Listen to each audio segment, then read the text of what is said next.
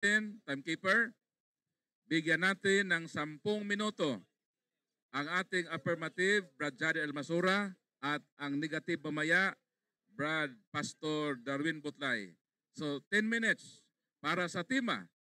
Patutunayan ko na ang larawan ng mga santos o mga santo ay hindi Diyos-Diyosan ayon sa Biblia. Ang 10 minuto ay magsimula pag-start mo na magsalita. Yan, magandang hapon sa atin, lalo na sa ating katunggali na si Darwin Butlay. Ngayon, ang ating tema ay patutunayan ko na ang larawan o rebulto ng mga santos ayon sa Biblia ay hindi Diyos-Diyosan. Nako, dilema nito ngayon si Darwin Butlay, mga kababayan. Bakit? Sapagkat wala naman siyang mababasa na yung mismong pinagawa ng Diyos sa 3 Gs ng ikalawang kronika ay konsideradong Diyos-Diyosan.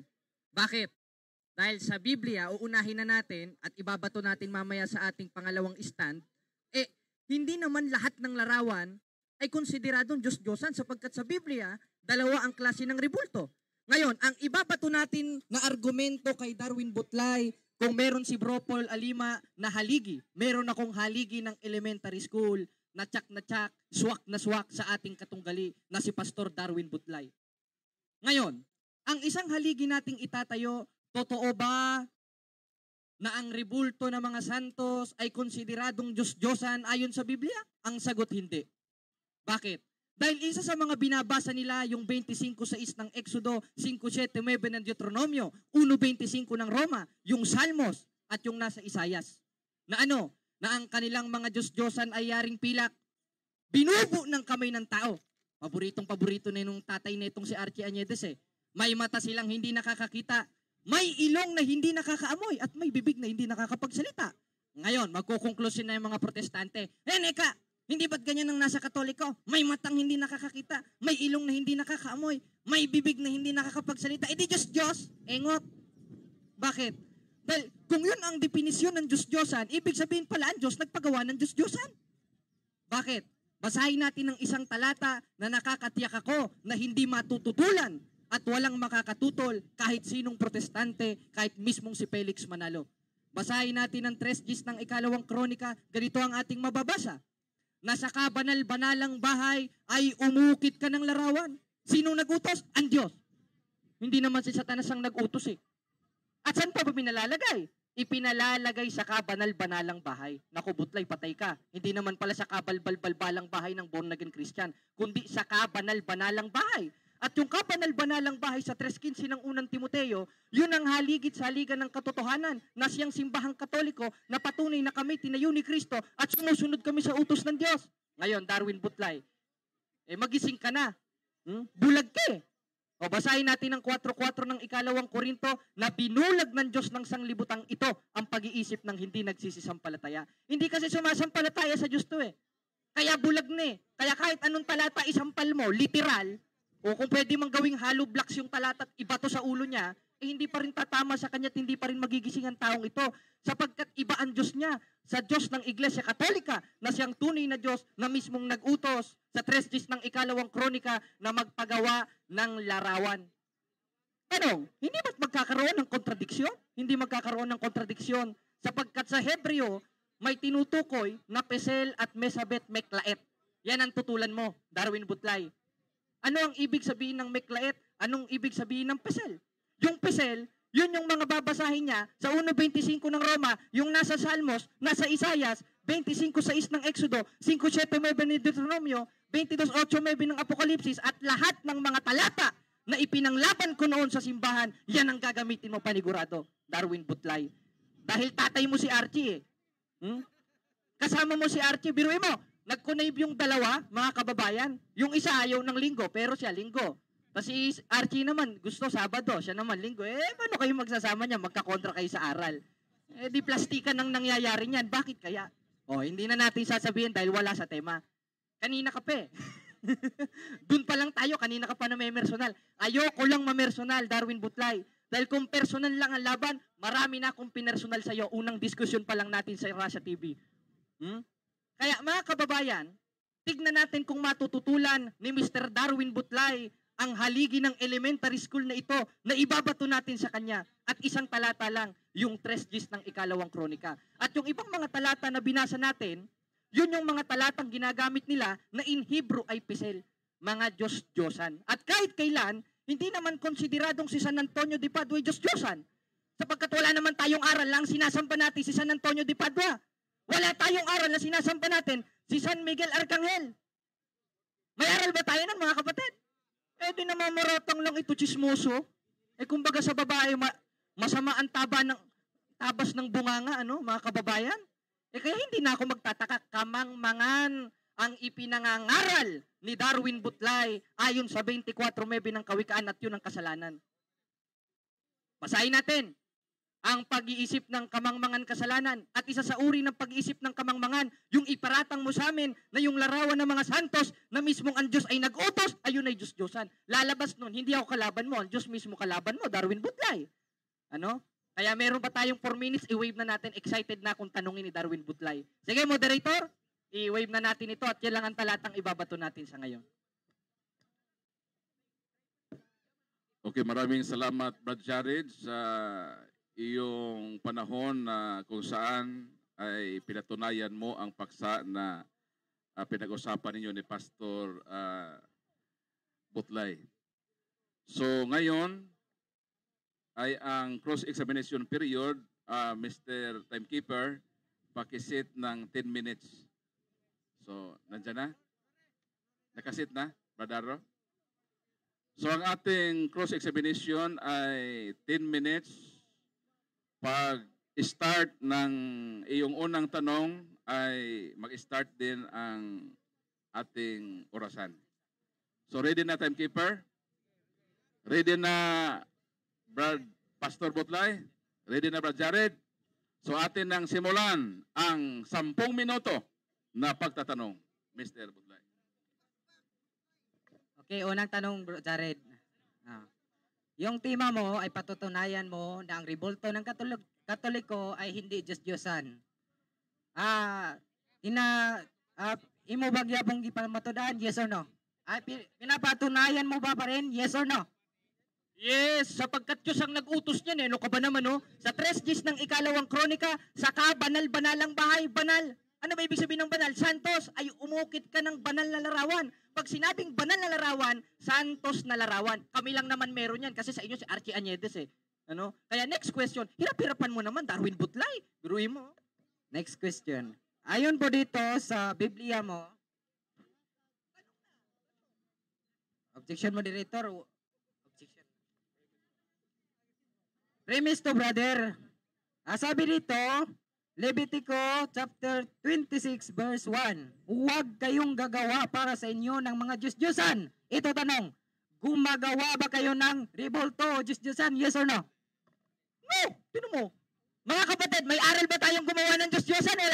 Wala. Ang ginawa natin, napakalinaw. Gibain mo sa 3 Gs ng ikalawang kronika, sa kabanal-banalang bahay, ang Diyos mismo nagpaukit ng banal na larawan. Santos nga larawan. Wag mong ipaglapit yung banal at balbal. Parang pinagdidikit mo tayo niyan. Pambihira ka naman. Next question naman, Darwin Butlay. Marami pa dyan talata. Next question. Okay, next question. Sabi mo, hindi ka gumagawa kayo ng mga Diyos-Diyosan. Sabi dito, magtatayo kayo ng larawang inanyuan. Tanong, hindi ba kayo nagpatayo ng inanyuan na larawan? Yes or no? No. Bakit? Dahil yung subject of the sentence dyan in Hebrew, pisel. Ano ka ba naman? Di mo ba alam yan, Darwin Butlay? Tinan mo. Kala ko ba naman, nag-connive kayo ni Glenn Alado ng SDA Tinan mo argumento mo Nagtayo kami, ang itinayo namin, hindi larawan ng mga Diyos-Diyosan. Sapagkat ang larawan ng mga santos sa 8:4 ng unang Korinto, larawan ng mga bagay na hindi totoo. Tanong, totoo ba si San Antonio? Hindi. Si Santa Maria, totoo ba? Hindi. Ba't may rebulto? Pinagawa kasi sa 3 Gs ng ikalawang kronika na in Hebrew, meklait, feminine graven images gaya ni Santa Maria. Tinan mo, baka merong Archie, hanapin mo dyan. Next question. Next question. Sabi mo, hindi pinatayo ang inyong mga larawan. Ito, tanong, ang inyong mga larawan ba ay nakahiga? Yes or no? Meron doon, Yes, meron. Kaya nga meron tinatawag, La Muerte de San Jose. Meron ba wala? Meron. Ano ba ibig sabihin ng La Muerte? pagkamatay ni Senyor San Jose. Ayaw mo kasi pumasok doon, napapasok eh. Pumasok ka doon para makita mo may nakahiga. Ngayon, bakit meron? Dahil Diyos mismo ang nagpagawa sa 3 days ng ikalawang kronika. Gibain mo yan! Kanina pa oh. Okay, sabi dito, yung nakahiga na inanyuan ay nakatayo na inanyuan ay larawan ng Diyos-Diyosan. Ito, sangayon ka ba sa bersikulo na to nang ginawa ng inanyuan ay Diyos-Diyosan? Yes or no? Sangayon ako dyan, yes. Pero sa interpretasyon mo, oo, huwag ka sasapaw. Tinan mo, kala mo namang naka 3 points, pero sala naman eh. Tama. Sangayon ako sa talata. Dahil ang subject of the sentence dyan, in Hebrew, pisel. Huwag mong ihambing yung pisel sa Meklaet at Mesabe na yun mismo ang Diyos ang nag-utos na ginagawa namin sa 3 days ng ikalawang kronika. Sabi ko sa iyo, Butlay, di mo magigibayan eh. Gibayin mo naman. Next question. Okay, sabi mo, ang tanong ko kanina, yung bang pinatayo ay tinatawag na Diyos-Diyosan? Sabi mo, yes. Ngayon, ang tanong, nyaw, naunsa ba ni? Wa pa kanina uman ng pangutana. Madlok naman itong bagay. Meron pong objection. Ano ang iyong objection? Iniba niya na yung tanong ginawa ng Diyos-Diyosan. Sabi ko, sang-ayon ako sa talata. Pero wag mong ihambing na yan ay larawan ng Iglesia Katolika. Sapagkat sa Biblia, dalawa ang klase ng larawan. Tingnan mo, tricky. Talagang totoo yung sinasabi ng Biblia eh. Na sila yung mga ministro ni Satanas, nagsisinungaling, nakubutlay, huli ka na. So, revise your question, Mr. Butlay. Okay, sunod na tanong. Ang tanong ko kanina, huwag kayong gagawa para sa inyo ng Diyos-Diyosan. Ito tinanong ko sa iyo una. Diyos-Diyosan ang sinasabi ko. Sabi mo hindi. Ikalawa, ni magtayo kayo ng larawan na inanyuan. Yung tanong ko ay premise po. Alam mo naman siguro yung premise.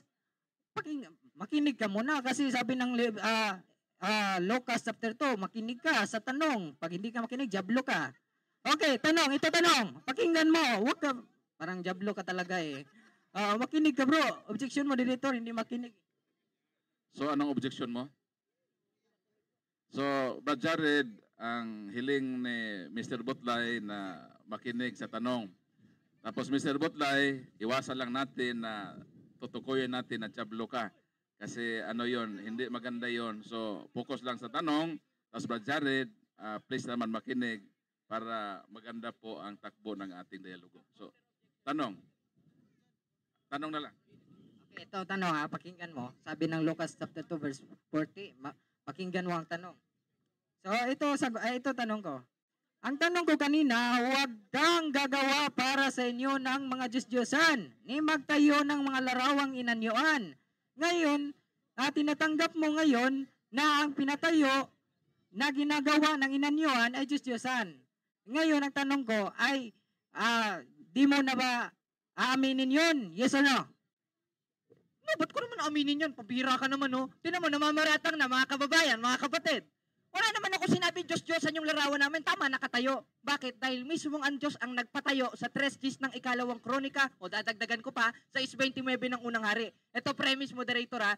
O, basahin mo yung 1.25 ng Roma, 5.7 ng Deuteronomio, para may maitanong ka naman sa akin. Paulit-ulit ka eh. Next question. Okay. Panahon mo sa pagtatanong. Huwag kang magtanong ha. Okay.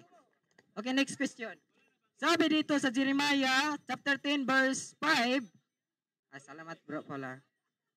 Sila'y gaya ng puno ng palma na binilog at hindi nagsasalita. Kinakailangang pansinin sapagkat hindi makalakad. Huwag ninyong katakutan ang mga yaon sapagkat hindi makagawa ang kasamaan ni wala ring magagawang mabuti. Ito tanong, pakinggan mo. Ito tanong ha. Sabi dito, ang mga Diyos-Diyosan ay hindi makalakad at hindi makapagsalita. Yun bang mga revolto nyo makapagsalita at makalakad? Yes or no? Kumbihira ka naman, no? No, bakit? Ito dahil kung iyan, iahambing mo sa lahat ng ribulto, lalabas nun, pati yung pinagawa ng Diyos, lalabas Diyos-Diyosan na rin. Tama ba mga kapatid?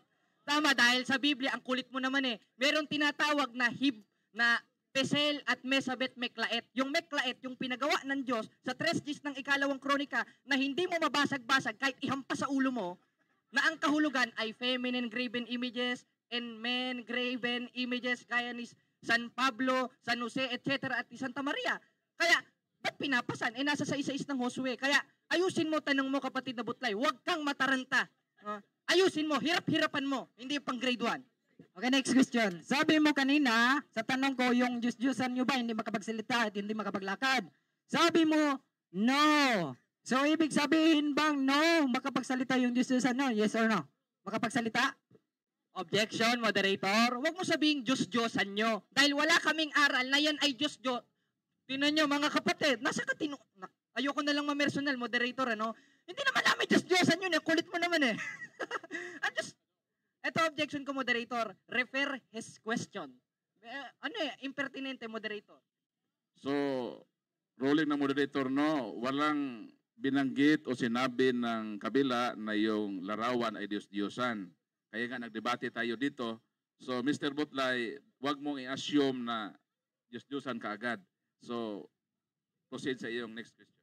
Okay, next question. Sabi dito, yung hindi makapagsalita at hindi makapaglakad ay Diyos-Diyosan. Ang tanong, yung inaamin mo kanina na yung Diyos nyo, yung ang larawan nyo ay hindi makapagsalita at hindi makapaglakad at sabi dito ay Diyos-Diyosan tinatawag. Tama ba itong Biblia? Yes or no? Tama ang Biblia, yes. Pero ikaw, no. Bakit? Ba't ko sinabing no? Dahil inihahambing mo yung larawan namin na hindi makalakad na mismong Diyos ang nag-utos na konsideradong Diyos-Diyosan. Ang kulit mo, Mr. Darwin Butlay, baka may tutuli ka sa tenga. Paulit-ulit tayo. 3 Gs ng ikalawang kronika, ang Diyos mismo naglulok at ang Diyos mismo nag-utos na sa kabanal-banalang bahay, umukit ka ng larawan. Tanong, pero hindi ako magtatanong ha. Tanong sa inyo mga kapatid, yung pinagawa ba ng Diyos, nakakalakad ba hindi? Ibig sabihin, Diyos-Diyosan pala yung pinagawa ng Diyos. Huwag gano'n, Mr. Darwin Butlay. Dahil in Hebrew, meklaet at pesel ang tinutukoy. Okay, one last question. Time yon sa kanyang 1 minute answer. One last question. Sige. Aduwa pa man na, bro. 1 minute. Sige. Sige, last ang pangutana. Okay. Sunod akong pangutana. Last akong pangutana. Matod ni mo ganina sa akong pangutana. Ay, sorry. Tagalog ka pala. Hindi ka pala magintindi ng Bisaya. Sige. Sorry. Sabi ko kanina, mahirapan tayo sa kalisod. Pugso na lang na to. So, ito. Patuloy tayo mga kapatid. Ang tanong ko kanina sa Jeremiah chapter 10 verse 5 na ang Diyos-Diyosan ay hindi makapaglakad at hindi makapagsalita. Sinabi mo, yes, na hindi makapagsalita ang inyong mga larawan. Ngayon, ang tanong, ang sabi ng Biblia, kapag hindi makapagsalita, kapag hindi makapaglakad ay Diyos-Diyosan. Yun ba ay kapareha din ang revolto nyo sa Diyos-Diyosan? Ayon dito sa Biblia, yes or no? No. Bakit? Dahil yung subject of the sentence sa binasa mo sa Levitico, ang kulit mo naman eh. In Hebrew, ang nakalagay, pisel. Ang nasa amin, hindi nga nakakalakad, pero Diyos ang nag-utos sa Hebrew, meklaet at mesabe. 19:21 ng Isayas. Basahin mo 1:25 ng Roma para may maitanong ka naman. Ang hina mo eh. So time out na. So tapos na po ang 10 minutes na cross-examination at ngayon bigyan natin ng 10 minutes din si Pastor Darwin Butlay para sa kaniyang destructive speech na kung saan ay gibain niya ang 10 minuto na itinayo ni Brad Jared Almasura. Pastor Butlay, ang iyong 10 minutes po. Timekeeper, ready na ba? Ang iyong 10 minutes ay mag-start ka rin na magsalita. Proceed. Pwede. Ay, time bro ah. Ay, sa time bro ah. Ay, dili mo kuhan? Okay ra. Sige.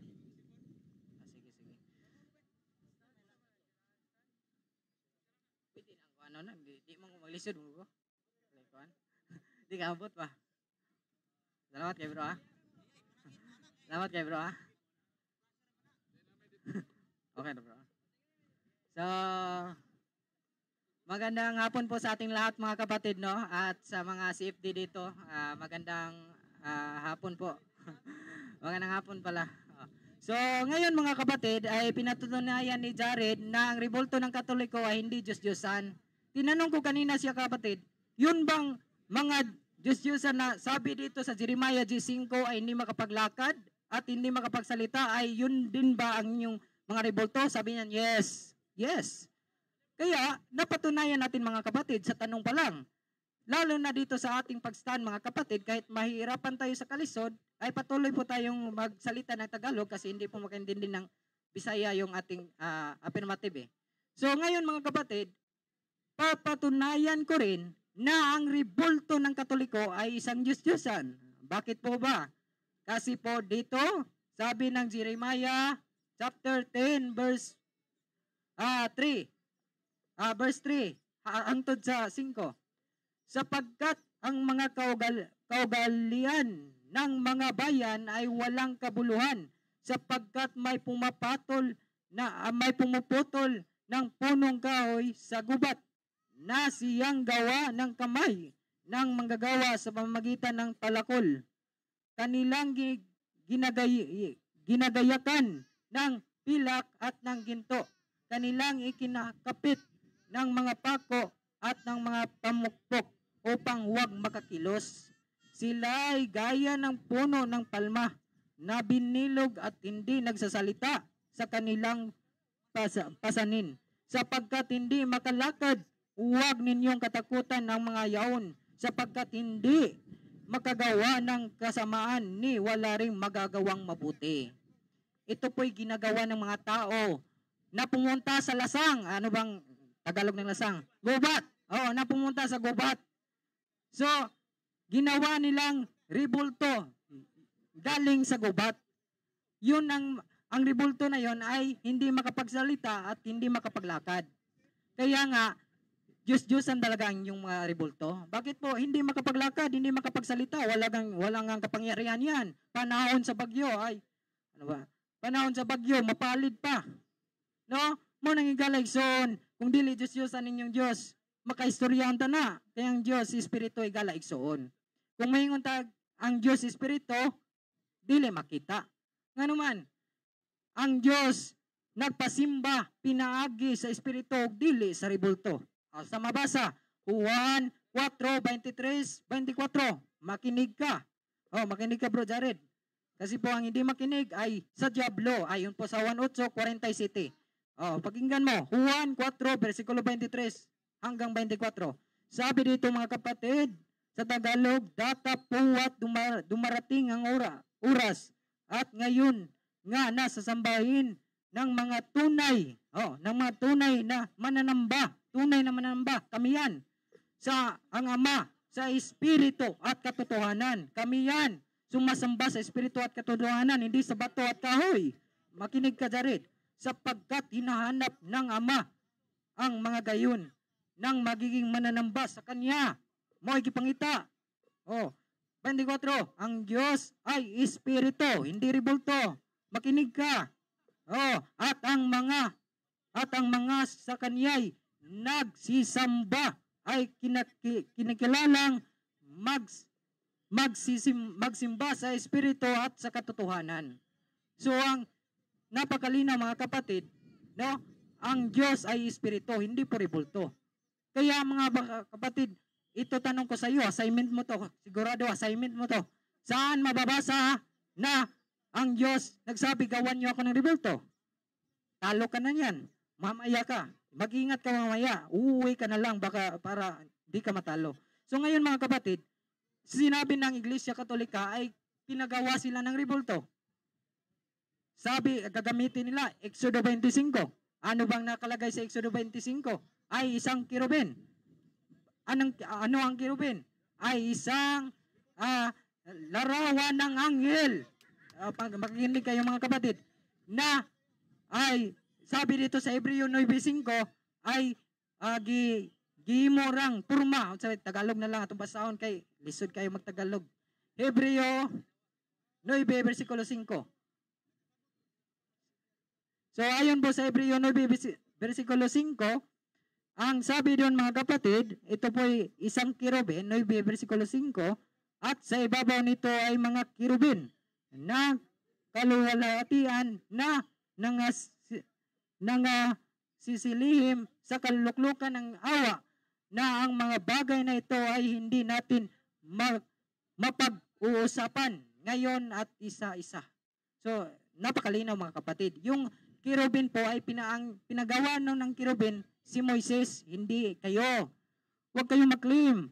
Kasi wala pang Iglesia Katoliko doon sa Exodus, sa Old Testament. Kaya mga kapatid, napakalinaw. Ang Diyos-Diyosan po ay gawa ng kamay na hindi makapagsalita at hindi makapaglakad. Ayon po sa Salmo, mga kapatid, ito napakalinaw sa Salmo. Salmo 115, versikulo 1 hangtod sa 8. So, hindi na lang natin basahin kasi malapit. Anong oras na bro? Asar ito. 3 minutes lang. So, patuloy tayo mga kapatid na ang rebulto po ay gawa ng tao na hindi makapagsalita at hindi makapaglakad. So, malinaw mga kapatid. Kaya nga tinanong ko kanina siya, yun bang rebulto nyo, hindi makapaglakad? Yes, hindi makapaglakad, hindi makapagsalita. Yes. Sabi niya, yes. So, sa ngayon siya sa tema ko, mga kapatid, na ang kanilang mga kanilang mga rebulto ay isang Diyos-Diyosan na gawa ng kamay ng tao. Ano ba ang Diyos-Diyosan mga kapatid? Hindi totoong Diyos. Pag sinabing hindi totoo na Diyos, talagang walang kapangyarihan.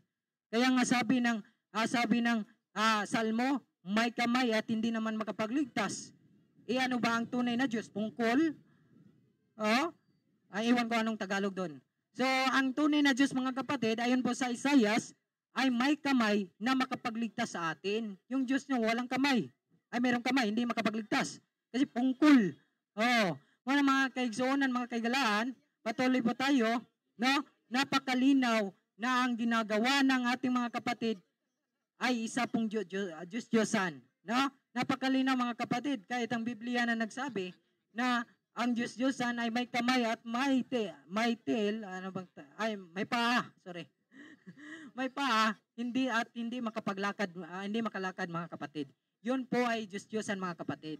So, ngayon Jared, assignment mo mamaya saan mababasa na pinagawa ka ng rebulto ng Diyos. Pag wala kang mabasa, uwi ka na sa inyo. Matulog ka na.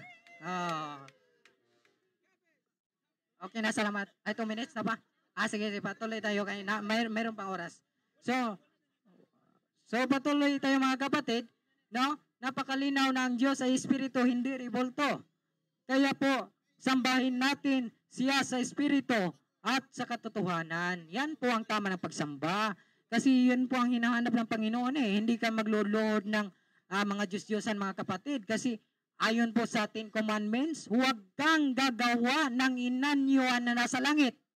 Pangutana, ay tanong, saan si Maria?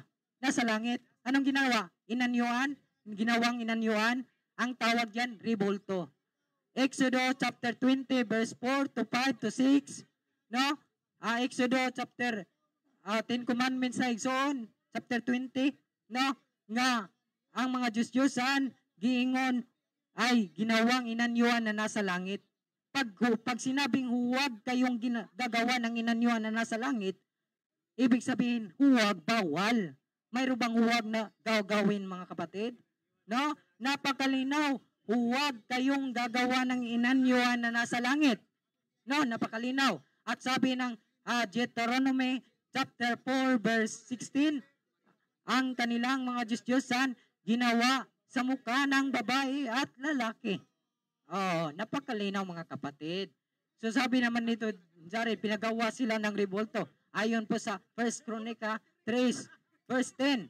Sabi dito, ito ba'y ginamit na pinagawa daw. So wala namang mababasa na Iglesia Katoliko, pinagawa ng Diyos-Diyosan. Pinagawa ng rebulto. Kaya napakalinaw mga kapatid. No? Na ang Diyos ay isang Espiritu at at ang manampalataya sa Kanya ay sumasamba sa Espiritu mga kapatid. So napakalinaw mga kapatid, no? Na ang Diyos ay hindi rebulto. No? Ang Diyos ay may kamay na makapagligtas sa atin. Okay, salamat Mr. Butlay sa iyong 10 minuto at i-welcome natin ang ating kapatid, Brad Archie Arniedes, ang ating Master of Rebultologist. So ngayon, proceed tayo sa 10 minuto na pagtatanong mula sa ating affirmatibo. So, handa ka na, Brad Butlay? Ready na, Brad Jared? So, mag-start ang ating 10 minutes cross-examination sa ating unang katanungan. Okay ka na? Okay, nakapatay yata. Pinapatay mo eh. Naku ba naman oh. Oh, patayin. Ngayon, pinag-aralan mo ba ang 25:6 ng Exodo gaya ng binasa mo kanina? Yes or no? Yes. Sunod na tanong. Ngayon, kung pinag-aralan mo sa Hebreo ng 25:6 ng Exodo, ano ang kahulugan ng Lot Taase, Mek, Apesel at Elohim Ak Harem? Alam mo o hindi? At kung hindi, o sige, tanong na. Unang-una, Tagalog yung tema natin. Bakit ka pumunta? Oh, wag, sagot to. Ito'y sagot. Huwag kang makialam sa aking sagot. Pakinggan mo aking sagot. Anak ko naman, parang di mo alam debate. So may objection, no? So ano yung objection? Sabi niya kasi, ang objection ko, moderator, sagutin niya, alam niya ba o hindi. Kasi sabi niya, moderator, pinag-aralan niya. Eh kung pinag-aralan niya, kailangan, alam mo ba o hindi. Sagot lang, Butlay. Huwag ka maipit. So sumagot ka na pinag-aralan mo, so obligado kang sagutin yung tanong niya sapagkat umamin ka na napag-aralan mo ang sitas na yon. Ang pinag-aralan ko Tagalog, kahit Bisaya ako, pakinggan mo. Kasi ang sabi ng Biblia, pag hindi ka makinig, diablo ka. Ayun ang Biblia.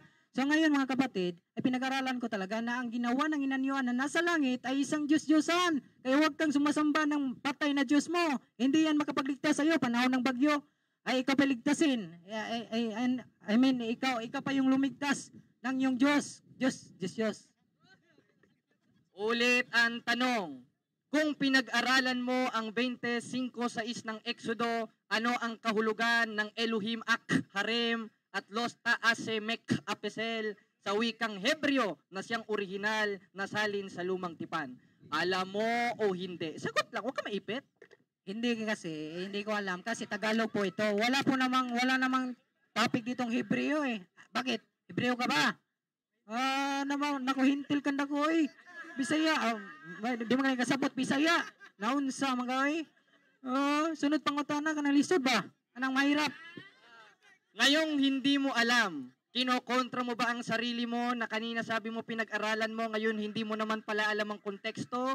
Tanong, alam mo ba talaga o hindi? Alam ko talaga na ang sa Tagalog, pero sa Hebreo hindi ko alam. May tanong ako mamaya Hebreo sa iyo, huwag kang mag-ingat ka mamaya. Nako, baka luka pa ka mamaya kapatid.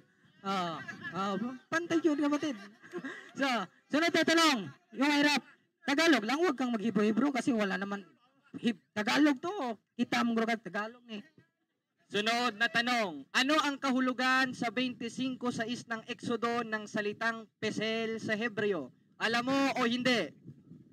Hindi, sabi ko hindi. Paulit-ulit yung tanong mo, wala ka ng tanong? Wala nang tanong kapatid. Nako naman. Sunod pang utana kayo. Wala palang alam ito. Sunod na tanong. Sige. Ngayon, sunod na tanong. Ang lumabag ba sa 25:6 ng Exodo na huwag kang gagawa ng larawang inanyuan, maiimpyerno ba? Yes or no? Maimpyerno. Ikaw, maimpyerno ka. Revelation chapter 21 verse 8.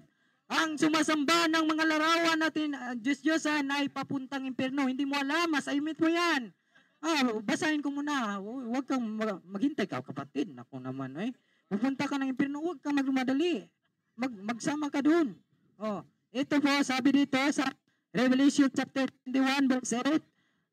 Ngunit sa kadulog at sa mga hindi mananampalataya at sa mga kasuklam at sa mga mamamatay at sa mga mapakipaapid at sa mga ngawat at sa mga magsasama ng Diyos saan papunta ng impyerno. Naku ka. Next question. Ito miss Ayan. Ngayon, kung maiimpit ang lumabas sa 25:6 ng Exodo, huwag kang gagawa ng larawang inanyuan gaya ng laraw sa itaas sa langit.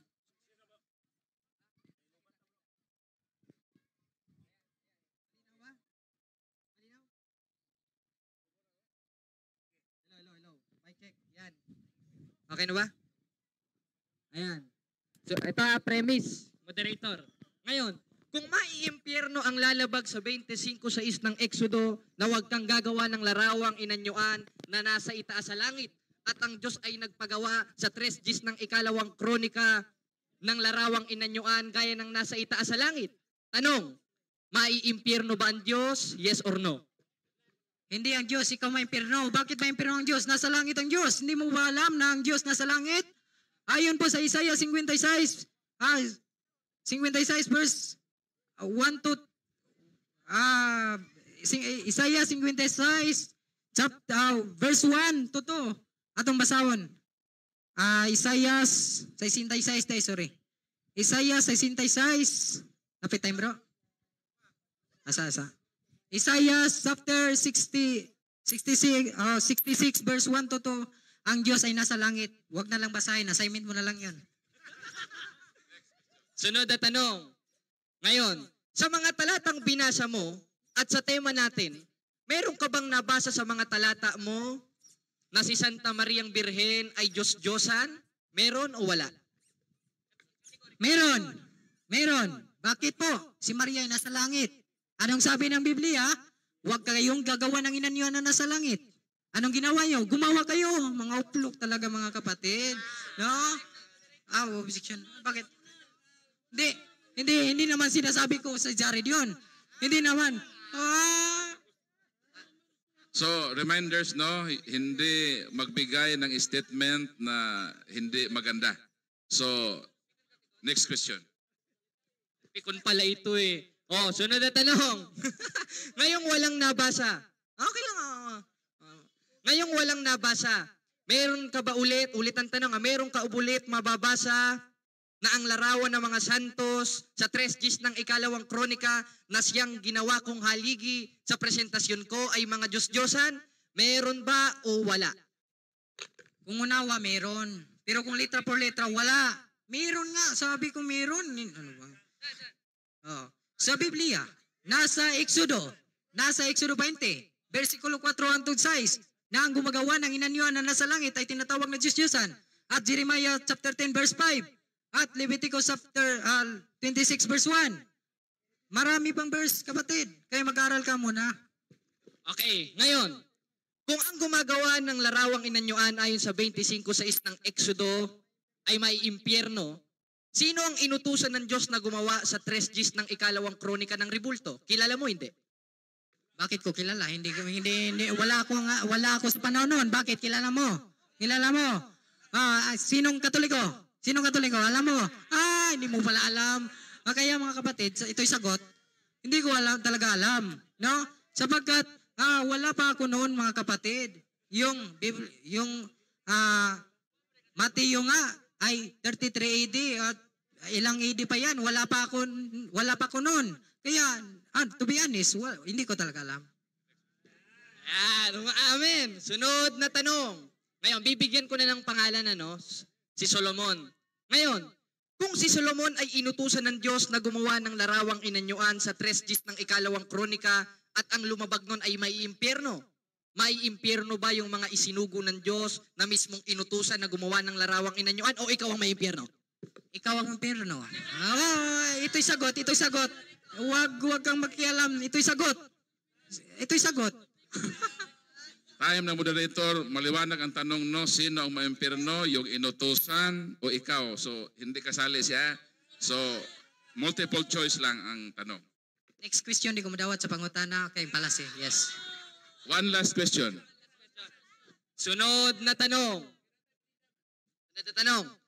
Saan mababasa sa Biblia na ang mga santos ay Diyos-Diyosan o banal? Meron o wala? Kung birbati mo la, pakinggan mo, huwag kang munang tumawa. Naku naman kapatid, huwag kang munang, may assignment ka mamaya, tingnan natin. No. Kaya walang mababasa na birbatim kasi ang Biblia ay kailangan ng unawa. Hindi sapagkat malaki yung mata mo, mayroon ka ng utak na malaki din. No, pakinggan mo kapatid, dilibot pasabot ako kag mata, na nakayutok. Mo na kinahanglan. Kailangan po kapatid na unawain po natin ang Biblia. Yan po yung aking sagot lamang kapatid. Okay, so time na po. Tapos na po yung 10 minutes. So ngayon, sapagkat ang ating debate po ay one round system lang. So tapos na po yung constructive speech, destructive speech. Tapos na po yung 10 minutes cross-examination. Tutungo po tayo sa summary. At ang ating summary ay 5 minuto. So ang unang mag-summarize ang ating negative Ang last speaker po kating affirmative.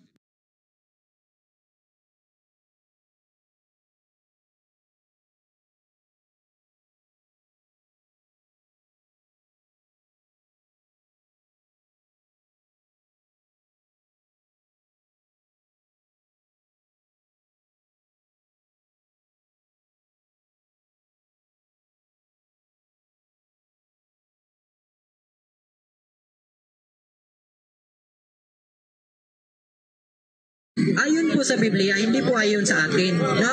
Bakit? Ano po ang Diyos-Diyosan mga kapatid? Ang Diyos-Diyosan po ay ayon po sa Jeremiah chapter 10 verse 5 ay hindi makapaglakad at hindi makapagsalita at hindi makakita. Tanong, makakita ba yung rebulto ng Katoliko? Makapaglakad ba ang rebulto ng Katoliko? Makapagsalita ba ang rebulto ng Katoliko? Hindi.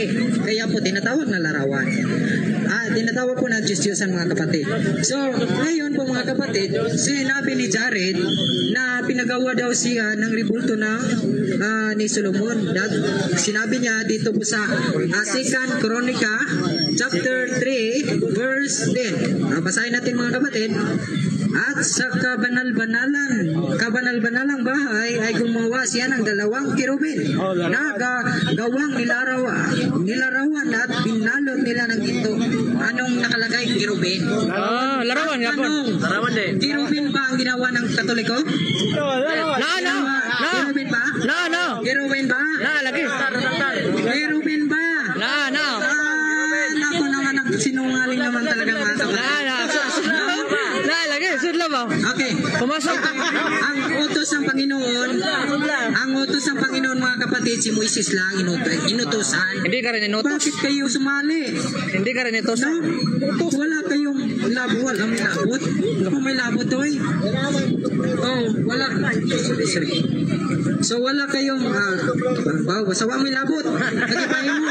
Wag may labot, ipahin mo sa Diyos. Kasi sa Exodo 25, si Moises ray gisugo. Nganong maglabot-labot man mo, yung taon mo musuguwa. Wala mo nanarbaho, gawa suguwakin. Di mo silduhan, wag yun. Wag may mahimo, kaya man mo gisugo. Wala igsoon. So, patuloy tayo mga kapatid. Pag hindi kayo ang pinagawa, huwag kayong gagawa. Napakakapal naman mukha niyo mga kapatid. No? Hindi kayo inutosan, tapos kayo ang gumawa. Tingnan natin mga kapatid, ayon po sa Exodo 25, ang pinagawa ng kirubin ay si Moises. Saan? Dito na may Katoliko na gumagawa ng inutosan ng Diyos na gumawa ng kirubin. Sino? Magbigay ng isa. Walang masagot mga kapatid. Assignment ni Jared yan. Sure na kayo mga kapatid. No? So, sabi dito mga kapatid na ang kirubin po ay pinagawa ni Moises. So, ibig sabihin mga kapatid, yung pinagawa ni Moises, yun lang ang kirubin. Ang hindi pinagawa ng Diyos mga kapatid, yung inanyuan ng lalaki at babae, ayon po sa Exodo, Deuteronomy 4 versikulos 16. Huwag kayong gagawa ng inanyuan na mukha ng babae. Ewan ko, ano ba yun? So, basahin natin mga kapatid sa Deuteronomy, kasi mahirap pag Tagalog mga kapatid. Deuteronomy chapter 4 verse 16. Deuteronomy, sabi doon mga kapatid na ang gumagawa ng inanyuan ng babae at lalaki ay tinatawag na Diyos-Diyosan. So napakalinaw po mga kapatid. Kahit sa 10 commandments po mga kapatid, sabi ng Biblia, huwag kayong gagawa ng inanyuan na nasa langit. Ang tanong, si Maria nasa impyerno ba? Nasa langit. Anong ginawa nyo? Ginawa nyo ng larawan. Pag sinabing huwag kayong gagawa ng inanyuan na nasa langit, bawal, huwag, mayroong paghuwag na gawan nyo. Napakalinaw mga kapatid, sa Bisaya pa, ayaw pagbuhat ng larawan, katuwa sa langit, o Diyos-Diyosan. Itawag ng Diyos-Diyosan igsoon. O na igsoon, ang magbuhat ng larawan. Sige yun dia sa Habakuk 2:18, mga buwang-buwang mga kaingala, mga bakakon. So Habakuk 2 verse 18 hingga igsoon. So napakalinaw no, ng ginawa ng Katoliko tinutuloy ko po ay isa pong Diyos-Diyosan mga kapatid. Hindi po talaga totoong Diyos. So, Time. So maraming Pilde mo manok, Agila MJ. Pastor Butlay, no, sa iyong 5 minutes na summary. So ngayon, ang last speaker ay ang affirmative at bigyan na naman ng 5 minuto na summary sa buong nangyari na dialogue. So Brad Jared, proceed. Yan, Pastor Butlay, congratulations sa iyong pagkatalo. At yan, mga kapatid, ang kanyang mga pinagsasasabi. Tanda lang ko na siya dapat ang mag-assignment, kung pwede nga lang module eh. Kaya Butlay, mag-chat ka sa akin ha. May mga isesend ako sa yung kailangan mong pag-aralan. Sige ka. Ngayon, mga kababayan, yung mga binasa niya na, bawal daw gumawa ng larawang inanyuan kaya ng babae. Hindi yata naintindihan yung kahulugan ng meklait. Na ang kahulugan, human o feminine or men graven images. Ayun ang kahulugan nun. Basahin ko maya. Ano ka ba naman Butlay? At yun ang mababasa natin sa konteksto ng sa 6:29 ng unang hari. Na ano? At kanyang inukitan lahat ng panig ng bahay sa palibot ng mga inukit na larawan. At yung larawan in Hebrew term is meklait. Assignment mo yan ha. Search ka sa Google. Marami kang assignment Na ang mamaya. kahulugan ay graven images and feminine graven images. Ano? Si Maria ba feminine o hindi? Feminine. Ngayong feminine. Pwede ba ang larawan ni Maria? Pwede. Ngayon, yung sinasabi mo naman sa 25:6 ng Exodo, ay silang tinutukoy doon, Darwin Butlay, ang papaw mo. Mayroon bang huwag na gagawan? Tinutukoy doon mga Diyos-Diyosan sa Israel na ang kahulugan sa 8:4 ng unang Korinto, larawan ng mga bagay na hindi totoo. Tanong, totoo ba si Santa Maria? Siya na nga mismo umamin eh. O kaya congratulations sa pagkatalo mo, Mr. Darwin Butlay. Mag-aral ka pang mabuti, totoo. Ilan taon ka na? Huwag kang magtanong. 20? Sige, okay. Parehas pala. Kaya mga kababayan, mga kapatid, ating napatunayan, talo si Butlay sa diskusyon na ito. Hindi niya napintigan. Self-proclaim. Kundi pagkus pinatotohanan niya pa sa pagbabasa niya ng mga sitas na ang larawan ng mga santo, mismo ang Diyos ang nagputli. Diyos mismo ang nagutos, gaya ng binasa niya, na inutos kay Moises, na ipinatunay ng ating Panginoong Hesukristo sa 5:17 ng Mateo, na ako'y naparito hindi upang sirain ang kautusan, kundi upang ganapin. At isa dun sa kautusan, yung sa 6:29 ng unang hari, 3 ng ikalawang kronika, na mismong ang Diyos nag-utos na maglagay ka sa templo ng larawan. Ano? Yung templo ba ng born again may larawan? Wala. Wala. Inutusan ba sila? Wala. Butlay. Walang larawan. Kaya, mga kababayan, mga kapatid, atin lamang napatunayan sa diskusyon na ito at pati sa live ni Father Darwin Gitgano at sa ating mga record na napahiya sa publiko si Darwin Butlay dahil una pa lang nayabangan ako. Ang dami niyang pagyayabang eh. Nako, tumakas ka na Jared. May pag-asa ka bang tumakbo? Di ba? Pinopost mo. O ngayon, tahimik lang ako pag-umpisa ng diskusyon. Pero ngayon, napatunayan natin na alam mo ng buhay si Pastor Darwin Butlay. Pastor ka pa man din. Kaya totoo talaga yung sinasabi sa Biblia sa 24:24 ng Mateo na maraming mga bula ang propetang susulpot kasi sulpot. Diba? Butlay. Kaya itong pastor na ito,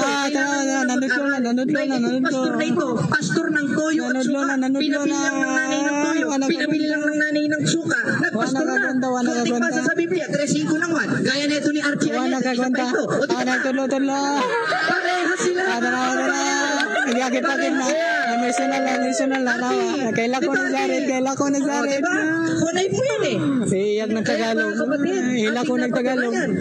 Kailan ko nagtagalog. Ang na mga santos ay hindi Kailan ko nagtagalog. sapagkat wala tayong aral na sinasamba natin sila. Ba't teka kayo lumulod? Kailan ko nagtagalog. Ito Josue sa 7:6 ng Josue na ang kahulugan sa Hebreo presepen. Kailan ko nagtagalog. Ang ibig sabihin, kneeling down Kailan ko without nagtagalog. any intention of worshiping. Ano? Pag nagpatirpa pa tayo sa mga ribulto, sinasamba ba natin? Hindi. Kaya yun ang kahulugan sa Hebreo ng presepen.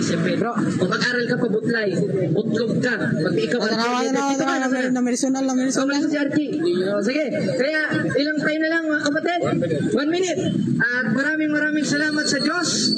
At nandito kami at nakapunta kami ng ligtas. At napatunayan lang natin na itong si Darwin Butlay, sinungaling na, butbot ang mga sinasabi. 24:24 ng Mateo, 4:4 ng ikalawang Korinto. Sabi niya rin, 4:24 ng 1, ang Diyos sampayin sa Espiritu at katotohanan. Tama. Sumasamba pala. sa Espiritu at katotohanan. Tama pala. May tama Tama pala si Jared. Tingnan niyo mga kapatid. Tingnan niyo mga kapatid. Tama daw ang ginagawa ng born again. Tama daw mga kapatid. Yung nasa 3 Gs ng ikalawang kronika. Tama daw na John chapter 4 verse 22. Talo ba siya o hindi? Talo na siya mga kapatid. Talo na siya mga kapatid. Talo na siya mga kapatid. So palakpakan natin ang dalawang magiting na mga tagapagdialogo sa hapon na ito. So ating napakinggan ang both side at ngayon ay mag-undergo sila ng mga tanong mula sa mga audience natin. So Brad Jared, wag ka mo nang alis sa pag